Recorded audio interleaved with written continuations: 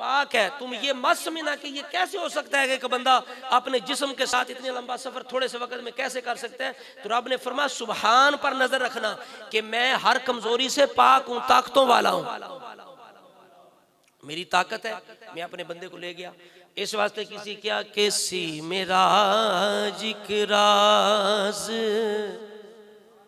मुहब्बतां दा ओ नहीं सी किसे दी समझ विच आउण वाला।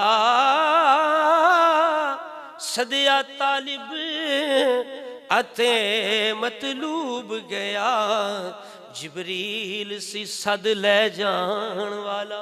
ते बाज़े आख दे बिना दरवाज़ियां दे किवें गया ओ अरशां ते जान वाला।